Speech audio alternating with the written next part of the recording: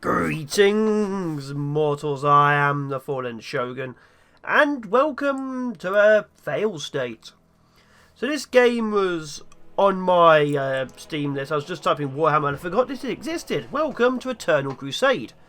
Right now, I'm just going to quickly talk about it, explain what it is, and then we'll talk about why it has failed so badly. And also, this is me doing a voiceover because I was highly critical and rambly because I didn't know what the video was. So, Eternal Crusade is if Battlefield and 40k met and had a baby. There are 4 factions. As you can see right now, the three little places are the 3 faction battles currently in existence, and the other islands also have different factions happening. Battle now, just trying to get the game to damn work. So there is the Space Marines, which are the yellow. There's the Chaos Space Marines, which are the red. There's the Tau, which are the blue. Not the Tau, the Eldar, which are blue. Tau doesn't exist in this game. And the Orks, which are green. Now, the 3 little islands are because those are where the Imperial forces, the Space Marines, can fight them. The other unlit up islands are where the other factions fight. So as you can see, these are the 3 battles. Over here, we have the other ones. That's the Chaos versus Ork, Tau, Eldar versus Chaos, and obviously Orks versus Eldar. Pretty sure I just want the Tau to be in the game. So, yeah. And how it works is it's a 20 versus 20 battle, usually over capture points, just like Battlefield. So you either do a siege, where you capture points and the enemy loses ticks, so they can't respawn at them, or it's just a free-for-all to try and capture all the points. But as of right now, as you can see by the only flashing icon in existence, the only people playing right now are Space Marines and Chaos Space Marines. There is actually a 5th faction, the Tyranids, at the bottom, but they are a PvE faction. You go against them with a 4-man kill team, just to kill points, kill better things, so there's always people playing it. But yeah, the player base currently is about 50 people.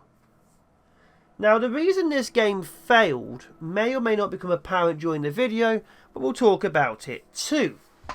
Now, I'm going to be honest, I'm not the best player in the game. I've only got like a level 3 character, and how this game works is very much Battlefield-y and Call of Duty. They unlock weapons, but yeah, so I'm pretty bad versus people who are still playing it. But the reason the game failed was when it first came out of early access. Or was it to Alpha? I can't remember. It was highly, highly buggy. As you can see, there's like 20 people in that battle, but there's another like 20 people fighting somewhere, but it won't let me fight them. There's interesting, lovely glitches like that that's not showing you the fights. Awesome as always. So also problems like that. But when it first came into the beta test, I think it was, the game was buggy as all hell. We talked about tanks just going through players, soldiers falling out the world, entire areas of the map where people just got stuck. But obviously, because this was the alpha beta test, people were very lenient on it. The problem came when they released it in exactly the same condition about 2 to 3 weeks later, when people are a little bit less lenient on it, because they basically took every single player's issues and reports under advisement and ignored them. So every single thing they found was ignored and thrown out the window. Hell, some of the bugs exist even bloody now. I've been playing this like an hour or so before this just to remember. And yeah, there are still some interesting bugs in existence. But yeah, the game had issues like that, so they didn't really fix the bugs. And it's massively, massively clunky. But at the time, it was all people had. I think Space Marine launched either around a similar time, but there was very few games like that. Now, when you actually play the game, you pick your class. There is your Tactical Trooper, in this case Grey Hunter. You have your Blood Claw, which is your Assault Trooper. You have your Sky Claw, which is your Assault Marine with the jetpack. The Wolf Priest is your kind of hybrid class. You also have an Apothecary, so you can pick people up. And also you have your Long Claw, which is a heavy weapon, Devastator.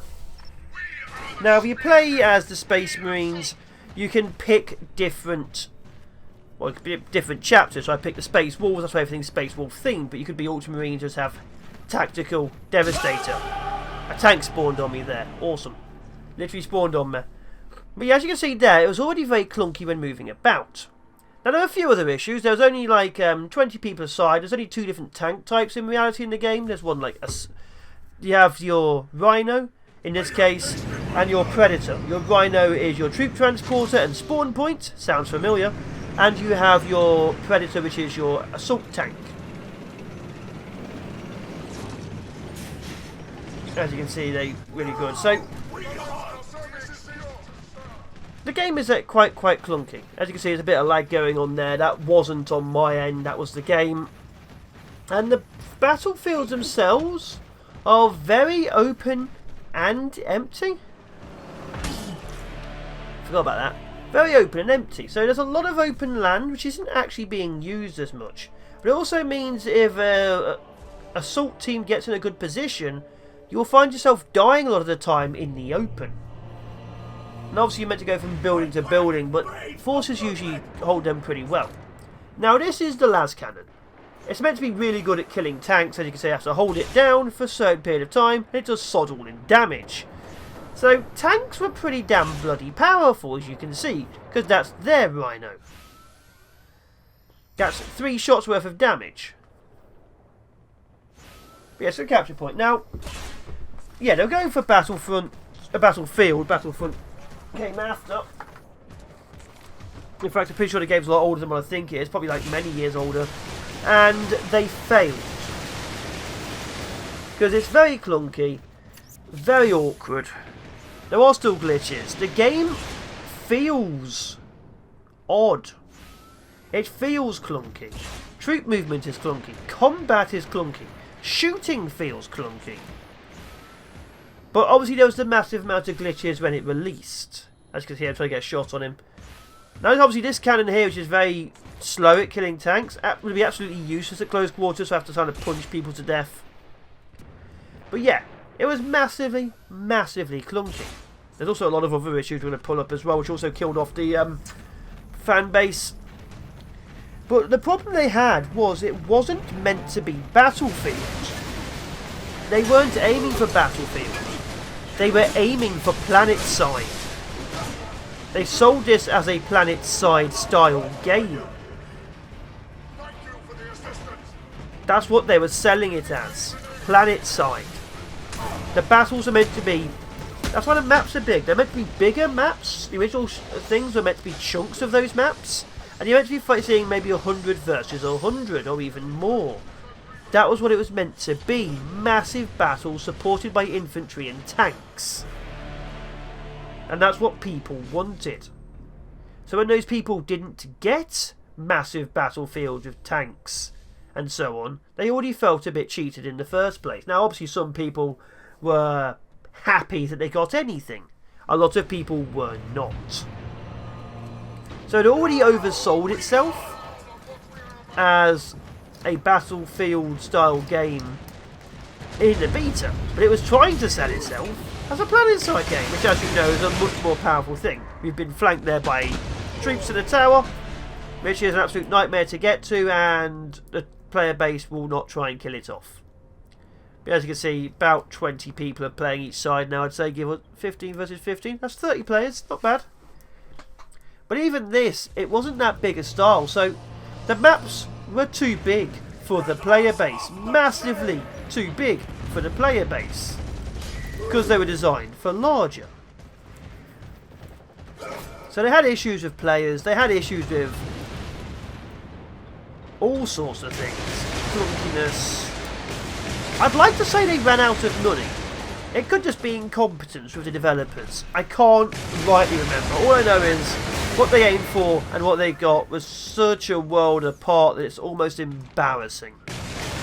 Almost embarrassing. Now another issue you'll get is your character levels up and earns one of the 2 in-game currencies. One of which you have to buy with real money. If I remember correctly, the real money one is like £19, £20 for 10,000. Yeah, definitely a difference in class here. So, yeah, some of the guns will obviously be a lot more than others, because you can buy guns, yes. You can buy add-ons, yes. You can also buy a character class with real money. So, you know, if you actually want to, you can put money in and become better than other people. But like it's always said, you could also grind. Some of the guns you could get for like 8 or 9. Can you leave the match, please? Useless dead. Stop killing me. I'll just try to see who he is. I'll also see about the things. The kills. I found that the Chaos team in the 3-4 matches I've played are significantly better than the Imperials. Like, some of the kills were 20, 20, 20, 29, 9, 9. And then you got on the other side the regular Space Marines 7, 11, 4, 1, 3. You know, pathetic. And I'm not entirely sure it's because the player base is good. Here I'm just trying out an Assault Marine. I think it's because you unlock equipment and your character, which is another lovely thing they did. You have to play the game to get requisition points, to requisition new combat gear, to put on your character. Now you can only have 1,000 weight, so I have done it so that characters are roughly the same. But you can put items on your weapons and on your armour, which you don't have access to as a low-ranked player. Which means high-ranked players straight up had access to better gear. Obviously they had to sacrifice themselves somewhere, but they had better equipment. Also you can see here and now as testing with this, there are massive amounts of invisible walls clipping in the terrain. Sometimes you straight up get stuck like I did just there. So there's major issues in the terrain even, what, 3-4 years later? So if you ignore the fact that it wanted to be planet-side but failed, then tries to be Battlefront but also failed that, you also have the problem that power creep happens. Like I said, it does balance it out that if you make your gun primarily more powerful, you make your armour weaker or anything else weaker. As you can see here, we're failing to capture.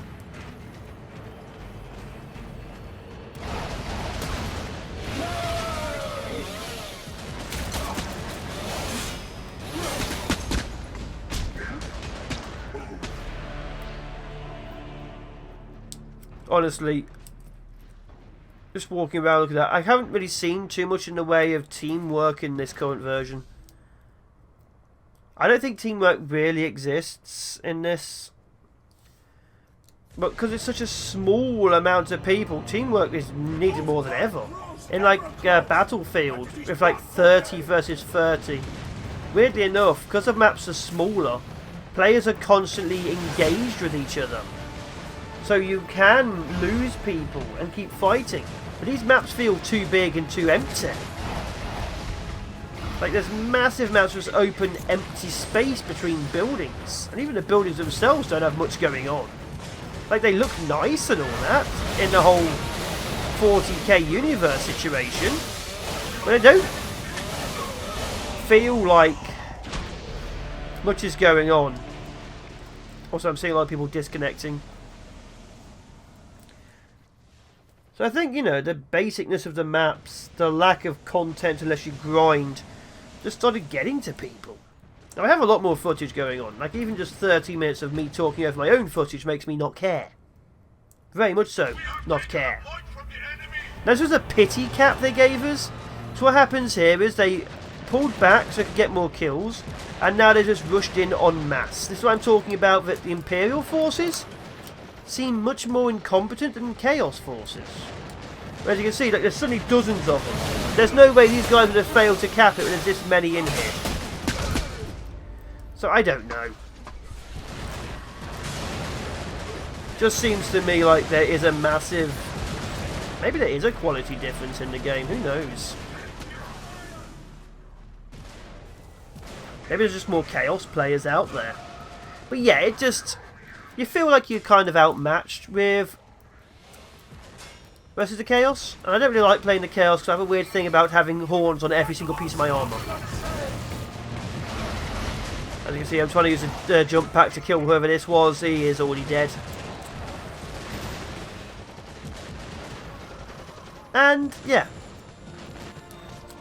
The clunkiness when moving. Just watching me replay this back, watching the clunkiness. And see me, this is me pointing straight up and doing the jump kit. As you can see, I literally bounced off the wall, so that works. Yeah, Imperial forces are gone. So yeah, the invisible walls, the fact that it doesn't even reach the basic goal of a battlefield style game that was aimed for planet side, the aggressive monetization in the weapons, and the fact that there's no matchmaking, because why would there be? You aren't matchmaking, you aren't picking a character type and playing the game. You are picking a faction and jumping in, which works in planet side because there's hundreds of other players. But when you've dropped your map down to 20 versus 20, you get massive disparities in skill and player base and player rank. So yeah, in other games where they have different factions, you drop in and obviously whichever side you get put on, you pick the build you've done for that, like Mountain Blade Bannerlord. You can build different things for different characters, but when you get dropped in, you pick that faction. This you don't. Now I'm just looking at this. This is showing the weight system. You can carry 1,000 weight. As you can see, a basic heavy bolt is 400 and advanced, more powerful one is 470. Now artificer armor is 250, while regular power armor is 0. So I can give myself better armor, but it will weigh more. So it's your choice how you build yourself up, but you do have 1,000 weight. Now how you get equipment is interesting, because you can see here you can buy it. Requisition points you can see at the bottom I have 3,000, or I could use my RTC, which is the pay money. And as you can see here, that's 10,000. This is 500,000 requisition. Now I could buy a similar type of that sword for 10,000 RTC, about £15–20 I think, or 500,000 requisition, which would be 30,000, 300,000, about 150 games, or maybe more. So you know, you just grind or pay for it. So it's not even this is nice, the grav cannon, all that, 500 weight. But 10,000 requisition, probably like 3–4 games, something you can pick up quite easily. But the better weapons, as you can see, you have to pay a lot for. Now, also customization of how your character looks. I can see it lagging even now, scrolling through it. It's their game. It costs a lot of RTC just to change how you look. 10,000 for an armor piece. Bloody hell. Now, you can also get equipment by using these requisitions. Now you put money into them, like the more you put in, the better the gear you get. But for 3,000, I get one item. Now these are the add-ons you add on to your weaponry and your armour to make yourself better. Like I say, it costs a fair bit, but you can add these onto your armour, and obviously you want to build a character which has the right gear for it. But early stage, you have nothing, you are not as good, so you will, of course, face more powerful guys, which would be better if matchmaking existed, but it does not. Or if it does, it only works when there's like hundreds of players. Without hundreds of players to matchmake properly, what you get is just dropped in. It's just not good. So, yeah, you have to buy, but I can see 12,000 here for the best one. Actually, 30,000 for the best one, and that's just how it is. So, yeah. Just a sec, I need to slam the door. And that's just how it is. Which is a problem. Because 30,000 for the top gear, that's probably 10–15 battles, depending on how things go. Which, of course, well, it's a lot, isn't it? Just for one add-on for your equipment. And, of course, your items have multiple different types and multiple different slots. So you're probably playing a lot of battles just to upgrade your weapon in just the right way. And obviously after you get to that point, you're probably doing really bloody well. But they aggressively monetize the entire damn thing for weaponry and appearance. Not even cheap either. Not even cheap aggressive appearance. Even see this is an elite class you can buy with real money. And that's how they did it. They killed off what little player base there already was by aggressively trying to monetize them for even small cosmetics. It was just horrible. Now, as you can see, this is how you build your class. You actually have a look at them. You have a loadout. As you can see, I'm only rank 3, so I don't really have access to much gear. But you can customize your character. Like I say, this is the Space Wolves. But yeah. He's just going to go through the back, showing how things get customized. But yeah, the game was meant to be planet-side.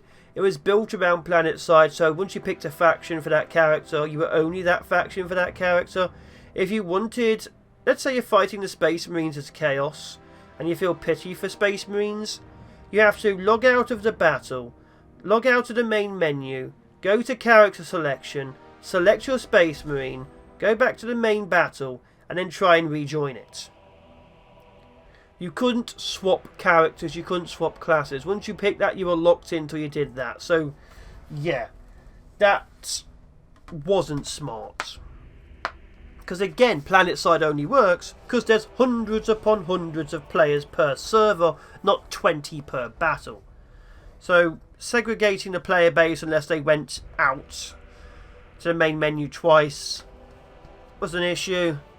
The massive monetization was an issue. The fact that the game is still buggy even now, completely unfixed. The fact that the maps are massive and open and have very, very obvious invisible walls. It's absolute madness how many things were actually wrong with the game, but it's still got mixed reviews. Because again, people liked it because this is all they had. This is literally all they had. But I digress. It is what it is. And as you can see here, I'm just showing that you can equip things so the slots don't have any access to it. But those are the actual war gear slots. As you can see, the gun has 3, your armor has 2. They actually take up a lot of loadout. But again, you can customize yourself to be a certain kind of build. Now, I don't get extra health, that gives extra armor. Which may not seem like much. If you're building like a heavy tanky class, you can probably take a lot more hits if you have the right items. And obviously lower level players do not have them. But yeah, I digress. I've been the Fallen Shogun. This has been a failed state look at Eternal Crusade, a game which many people forgot existed, which tried to reach for the stars and become planet-side, but crashed and burnt so badly that it didn't even become what it attempted on its second attempt, a Battlefield clone with Space Marines.